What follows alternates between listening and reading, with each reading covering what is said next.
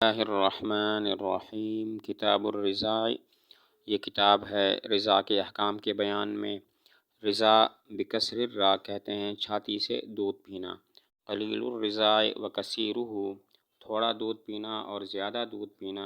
اذا حصل فی مدت الرضاع، جب حاصل ہو رضاعت کی مدت میں، تعلق بہ التحریم، تو اس کے ساتھ متعلق ہو جاتی ہے تحریم۔ ومدت الرضاع، اور رضا کی مدت عند ابی حنیفہ رحمہ اللہ تعالی، امام صاحب کے نزدیک 30 شہراً 30 مہینے ہے۔ وعندہما سنتان، اور صاحبین کے نزدیک 2 سال ہیں۔ وإذا مضت مدت الرضاع، اور جب گزر جائے رضا کی مدت، لم يتعلق بالرضاع التحریم، نہیں متعلق ہوتا رضاعت کے ساتھ حرمت کا تعلق، حرمت تحریم۔ ویحرم، تو یہاں تک مطلب یہ ہوا کہ تھوڑا دودھ پینا یا زیادہ دودھ پینا جبکہ رضاعت کی مدت میں ہو، یہ اس کے ساتھ تحریم متعلق ہو جاتی ہے، حرمت رضاعت ثابت ہو جاتی ہے۔ باقی رضاعت کی مدت کتنی ہے؟ امام صاحب کے نزدیک 30 مہینے ہے اور صاحبین کے نزدیک 2 سال ہیں۔ اور جب رضاعت کی مدت گزر جائے، یعنی 30 مہینے یا 2 سال علی اختلاف القولین، تو پھر رضاعت کے ساتھ تحریم کا تعلق نہیں ہوگا۔ تھوڑا دودھ پینا، زیادہ دودھ پینا جبکہ وہ رضاعت کی مدت میں ہو، اس کے ساتھ حرمت متعلق ہو جاتی ہے، یعنی حرمت رضاعت متعلق ہو جاتی ہے۔ باقی رضاعت کی مدت کتنی ہے؟ امام صاحب رحمۃ اللہ علیہ فرماتے ہیں 30 مہینے اور صاحبین فرماتے ہیں 2 سال۔ جب رضاعت کی مدت گزر جائے 30 مہینے یا 2 سال علی اختلاف القولین، تو پھر رضاعت کے ساتھ تحریم کا تعلق نہیں ہوگا۔ ویحرم، اور حرام ہوتا ہے، ویحرم من الرضاع، اور حرام ہوتا ہے رضاعت کی وجہ سے، ما وہ، یحرم من النسب، جو حرام ہوتا ہے نسب کی وجہ سے، الا ام اختہ من الرضاع، مگر اس کی رضاعی بہن کی ماں، فإنہ یجوز، اس لیے کہ جائز ہے، لہو اس کے لیے، ان یتزوجہا، کہ اس سے شادی کرے، ولا یجوز، اور جائز نہیں ہے، ان یتزوج ام اختہ من النسب، اپنے نسبی بہن کی ماں سے شادی کرنا، واخت ابنہ من الرضاع، اور رضاعی بیٹے کی بہن، یجوز، جائز ہے، ان یتزوجہا، کہ اس سے شادی کرے، ولا یجوز، اور جائز نہیں ہے، ان یتزوج اخت ابنہ من النسب، اپنے نسبی بیٹے کی بہن سے شادی کرنا، ولا یجوز، اور جائز نہیں ہے، ان یتزوج امرأۃ ابنہ من الرضاع، اپنے رضاعی بیٹے کی بیوی سے شادی کرنا، کما لا یجوز، جس طرح کہ جائز نہیں ہے، ان یتزوج امرأۃ ابنہ من النسب، کہ شادی کرے اپنے نسبی بیٹے کی بیوی سے۔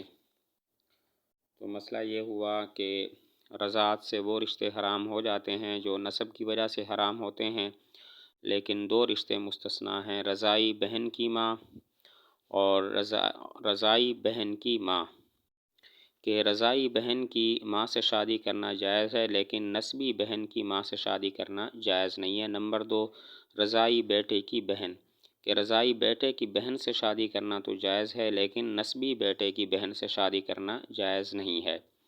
اور رضاعی بیٹے کی بیوی سے شادی کرنا جائز نہیں، جس طرح کہ نسبی بیٹے کی بیوی سے شادی کرنا جائز نہیں ہے۔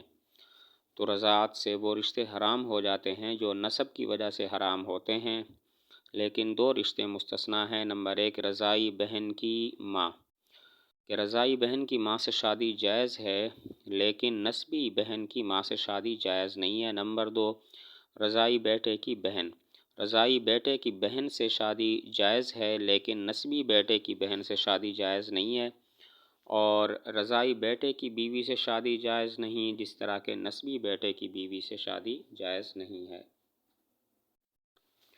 ولبن الفحل، اور مرد کا دودھ، یتعلق بہ التحریم، متعلق ہوتی ہے اس کی وجہ سے تحریم، اس کے ساتھ تحریم، وہوا، اور وہ یہ ہے، ان ترضع المرأۃ، کہ دودھ پلائے عورت، صبیۃً، کسی بچی کو، فتحرم ہذہ الصبیۃ، پس یہ بچی حرام ہو جائے گی، علی زوجہا، اس کے شوہر پر، وعلی آبائہ، اور اس کے آباء پر، وابنائہ، اور اس کے بیٹوں پر، ویسیر الزوج، اور ہو جائے گا وہ شوہر، الذی نزل لہا منہ اللبن، کہ جس کی وجہ سے اس کے لیے اترا دودھ ابن للمرضعات باپ دودھ پلائی جانے والی بچی کا، تو وہ دودھ کہ جو مرد کے ہم بستر ہونے کی وجہ سے پیدا ہوتا ہے کسی عورت کو، تو اس کے ساتھ تحریم متعلق ہو جاتی ہے۔ اس کا مطلب یہ ہے کہ عورت اگر کسی بچی کو دودھ پلا دے تو یہ بچی اس کے شوہر پر، اس کے آباء و اجداد پر اور اس کے بیٹوں پر حرام ہو جاتی ہے، اور وہ شوہر جس کی وجہ سے اس کا دودھ ہے وہ اس بچی کا باپ، رضاعی باپ بن جاتا ہے۔ وَلَبَنُ الْفَحْلِ، مرد کی وجہ سے جو دودھ ہوتا ہے اس کے ساتھ تحریم متعلق ہو جاتی ہے۔ اس کا مطلب یہ ہے کہ عورت اگر کسی بچی کو دودھ پلا دے تو یہ بچی اس کے شوہر پر، اس کے آباء و اجداد پر، اس کے بیٹوں پر حرام ہو جاتی ہے، شادی نہیں ہو سکتی، اور وہ شوہر کے جس کی وجہ سے اس کا دودھ آیا ہے وہ اس بچی کا رضاعی باپ بن جاتا ہے۔ وَيَجُوزُ، اور جائز ہے، أَن يَتَزَوَّجَ الرَّجُلُ، کہ آدمی نکاح کرے بِأُخْتِ أَخِيهِ مِنَ الرَّضَاعِ، رضاعی بھائی کی بہن سے، کما یجوز، جس طرح کہ جائز ہے، أن يتزوج بأخت أخيه من النسب، اپنے نسبی بھائی کی بہن کے ساتھ۔ تو اس کا مطلب یہ ہے کہ اپنے رضاعی بھائی کی بہن کے ساتھ نکاح جائز ہے، جس طرح کہ اپنے نسبی بھائی کی بہن کے ساتھ نکاح جائز ہے۔ نسبی بھائی کی بہن کے ساتھ نکاح کا مطلب یہ ہے کہ اپنے باپ شریک بھائی کی ماں شریک بہن سے نکاح جائز ہے۔ اپنے باپ شریک بھائی کی ماں شریک، اپنے باپ شریک بھائی کی ماں شریک بہن کے ساتھ جو ہے وہ نکاح جائز ہے۔ وذالک، اور یہ مثل الاخ من الاب، جیسا کہ باپ شریک بھائی ہے، اذا کان لہ اخت، جب کہ اس کی بہن ہو، من امہ، اس کی ماں سے، جاز لاخیہ من ابیہ، تو جائز ہے اس کے باپ شریک بھائی کے لیے، ان یتزوجھا، کہ اس سے شادی کرے۔ تو یہی صورت کہ باپ شریک بھائی کی ماں شریک بہن کے ساتھ نکاح جائز ہو جاتا ہے۔ وَكُلُّ صَبِيَّيْنِ، اور ہر دو بچے، اجتماعا، جو جمع ہو جائیں، علی ثدی واحد، ایک چھاتی پر، لم یجوز لأحدہما، جائز نہیں ہے ان میں سے کسی ایک کے لیے، ان یتزوج الآخر، کہ شادی کرے دوسرے سے۔ تو اس کا مطلب یہ ہے کہ ایسے دو بچے، ایک بچی اور ایک بچہ، کہ جنہوں نے ایک عورت کا دودھ پیا ہے، وہ آپس میں ایک دوسرے سے شادی نہیں کر سکتے۔ ایسے دو بچے یعنی ایک بچی اور ایک بچہ جنہوں نے ایک عورت کا دودھ پیا ہے، وہ آپس میں ایک دوسرے سے شادی نہیں کر سکتے۔ ولا یجوز، اور جائز نہیں ہے، ان یتزوج المرضعۃ، کہ شادی کرے دودھ پلائی گئی بچی، احدا من، کسی ایک سے، من ولد التی ارضعتھا، اس عورت کی اولاد سے کہ جس عورت نے اس کو دودھ پلایا ہے۔ تو اس کا مطلب یہ ہے کہ دودھ پینے والی بچی جو ہے وہ بڑی ہو کر کسی ایسے شخص سے شادی نہیں کر سکتی کہ جو شخص اس کی ماں کا، اس کی رضاعی ماں کا بیٹا ہو۔ کسی عورت کسی بچی کو دودھ پلایا گیا تو وہ بچی بڑی ہو کر کسی ایسے شخص سے شادی نہیں کر سکتی جو شخص اس کی رضاعی ماں کی اولاد میں سے ہو، اس کا بیٹا ہو۔ ولا یتزوج، اور شادی نہ کرے، الصبی المرضع، دودھ پلایا گیا بچہ، اخت زوج المرضعات، دودھ پلانے والی عورت کے شوہر کی بہن سے، لأنها عمته من الرضاع، اس لیے کہ وہ اس کے رضاعی پھوپھی ہے۔ کسی بچی نے عورت کا دودھ پیا تو وہ بچہ بڑا ہو کر دودھ پلانے والی عورت کی شوہر کی بہن سے شادی نہیں کر سکتا، کیونکہ وہ اس کی رضاعی پھوپھی بن جاتی ہے۔ کسی بچے نے دودھ پیا عورت کا تو وہ بچہ دودھ پلانے والی عورت کے شوہر کی بہن سے شادی نہیں کر سکتا، کیونکہ وہ اس کی رضاعی پھوپھی بن چکی ہے۔ وَإِذَا اخْتَلَطَ، اور جب مل جائے، اللبن بالماء، دودھ پانی کے ساتھ، واللبن هو الغالب، اور دودھ ہی غالب ہو، یتعلق به التحریم، تو اس کے ساتھ تحریم متعلق ہو جائے گی۔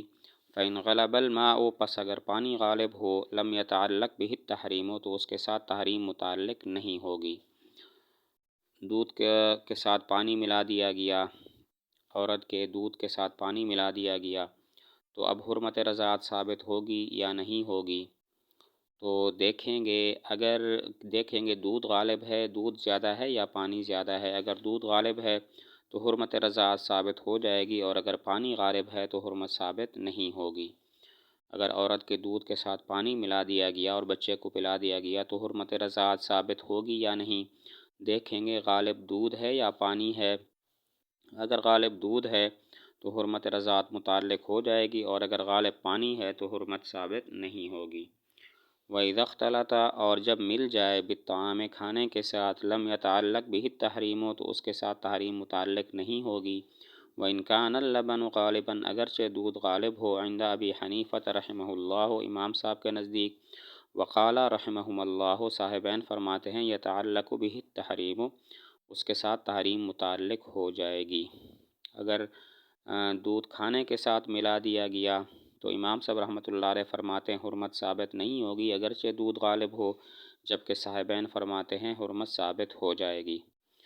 اگر کھانے کے ساتھ عورت کے دودھ کو ملا دیا گیا اور وہ بچے کو پلا دیا گیا، کھلا دیا گیا، تو امام صاحب فرماتے ہیں تحریم حرمت رضاعت ثابت نہیں ہوگی، اگرچہ دودھ غالب ہو، جبکہ صاحبین فرماتے ہیں تحریم متعلق ہو جائے گی۔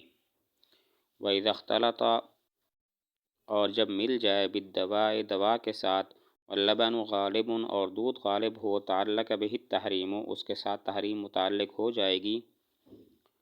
تو اس کا مطلب یہ ہوا کہ اگر دوائی کے ساتھ دودھ ملا دیا گیا اور دودھ غالب ہے، زیادہ ہے، تو اس کے ساتھ تحریم متعلق ہو جائے گی، حرمت رضاعت ثابت ہو جائے گی۔ اگر دوائی کے ساتھ دودھ ملا دیا گیا اور دودھ زیادہ ہے تو حرمت رضاعت ثابت ہو جائے گی۔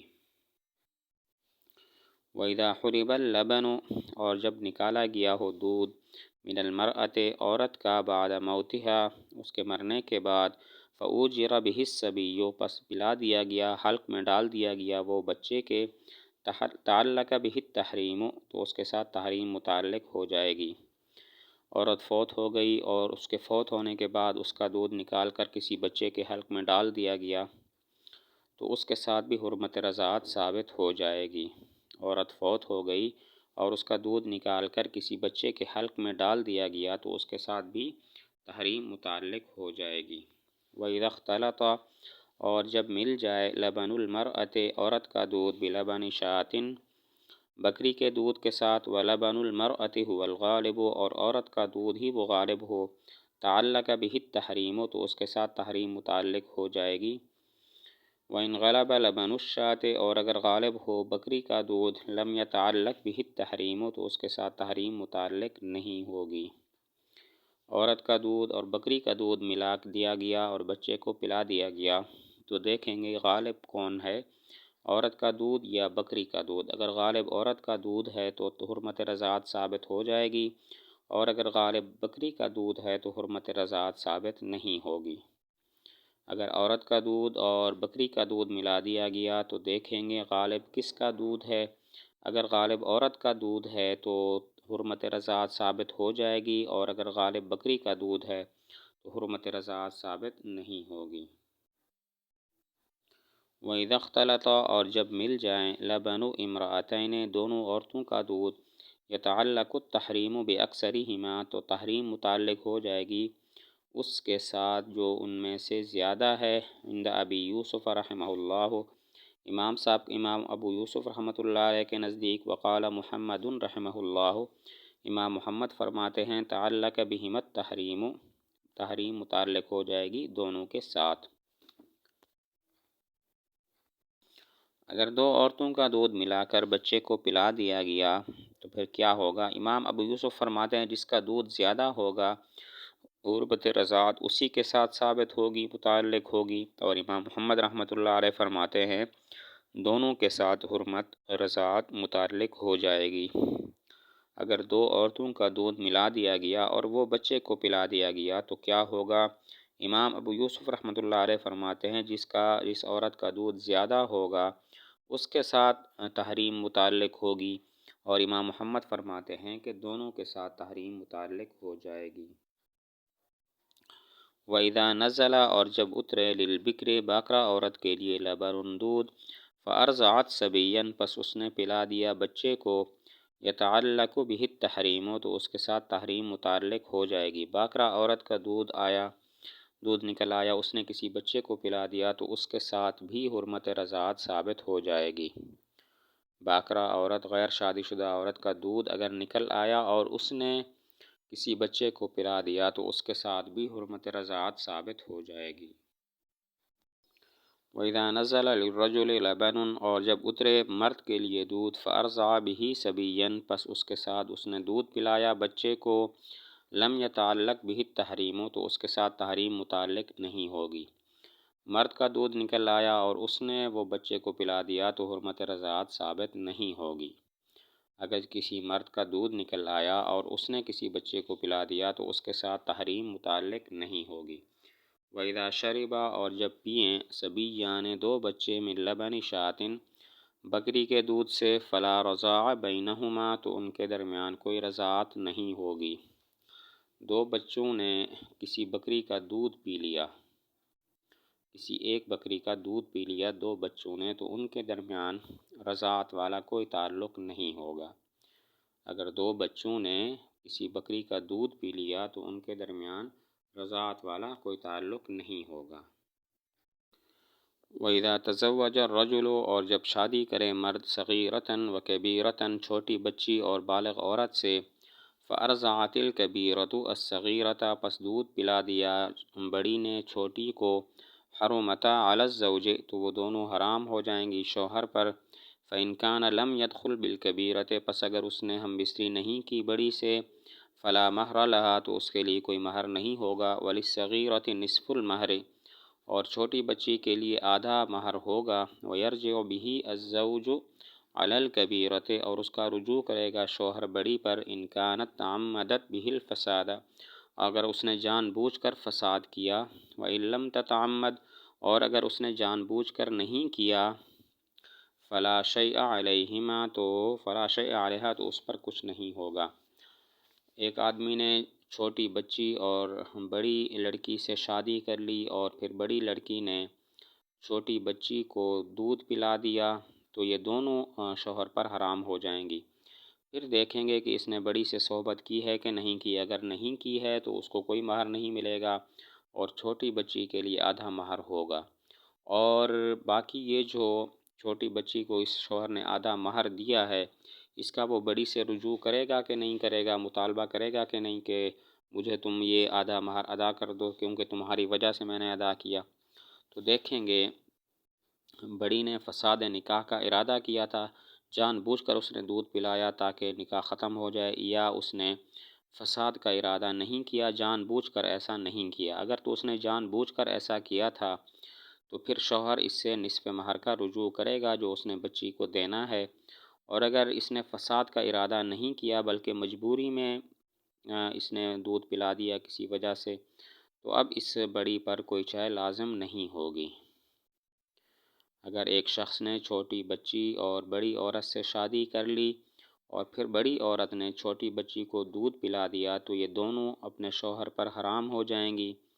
تو پھر دیکھیں گے کہ بڑی سے اس نے صحبت کی ہے کہ نہیں کی۔ اگر نہیں کی تو اس کو کوئی مہر نہیں ملے گا اور چھوٹی بچی کو نصف مہر ملے گا، اور پھر اس چھوٹی بچی کو جو نصف مہر ملے گا شوہر اس سے بڑی سے رجوع کر سکے گا کہ نہیں کہ تم مجھے ادا کرو۔ دیکھیں گے کہ بڑی نے جان بوجھ کر یہ دودھ پلایا تاکہ نکاح ختم ہو جائے، یا جان بوجھ کر نہیں پلایا بلکہ کسی اور مجبوری کی وجہ سے پلایا ہے۔